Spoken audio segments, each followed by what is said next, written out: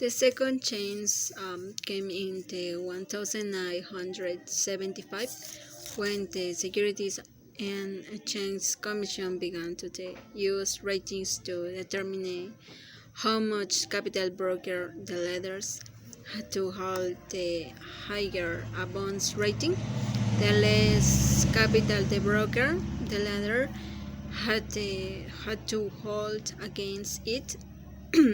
This made ratings even more important, but it also began the question of what ratings would count toward reducing capital.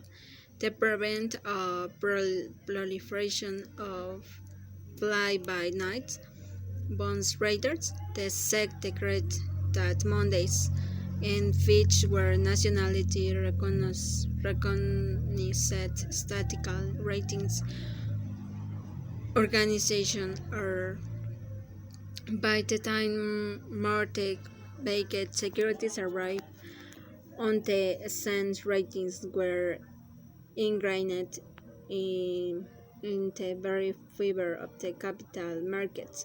Lenders put ratings triggers and bond agreements, stipulation that a ratings downgrade could because a debt payment to accelerate or, or accelerate to come due. The government had literally hundreds of rules based on ratings. One said that 90, 95% of the bonds held by low-risk money market funds had to have an investment grade rating. Another cites that schools participating in government financial aid programs needed to maintain a certain rating. State regulators used ratings to determine the capital that insurers had to hold.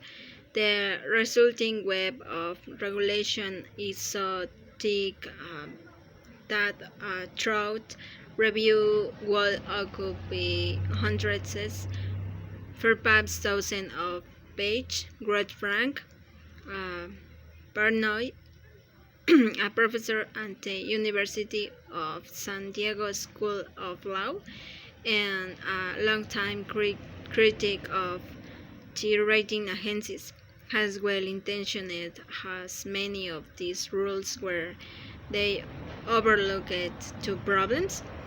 The first is that the bond market was essentially outsourcing its risk management to the rating agencies.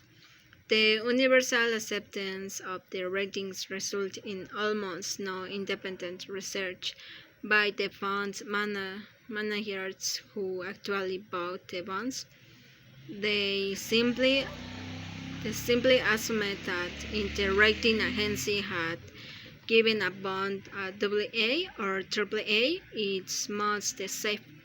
Nor was this some dark secret, as the office of the comptroller of the century put in in 1997.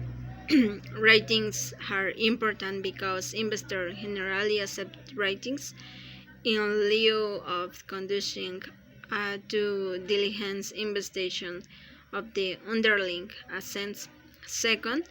The rules imbued the rating agents with an almost biblical authority, to borrow a phrase first used in 1968 by New York City financial administrator Roy Goodman, but that authority wasn't remotely deserved.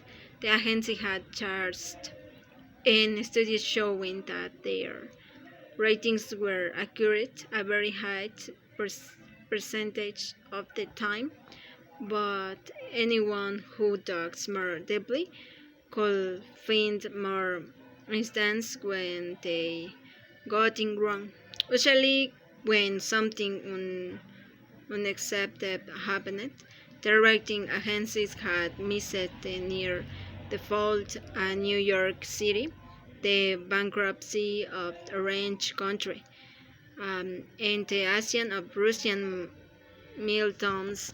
Um, they failed to catch Penn Central in the 1970s and long-term capital management in the 1980.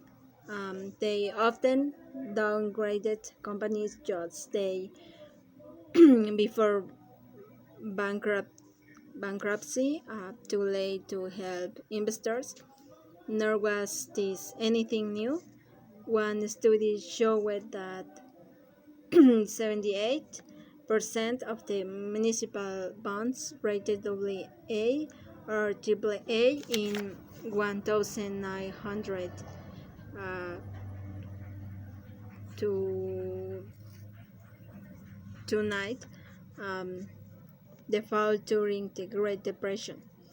To critics like Partnoy, the fact that rating carried to force of law explained a troubling paradox.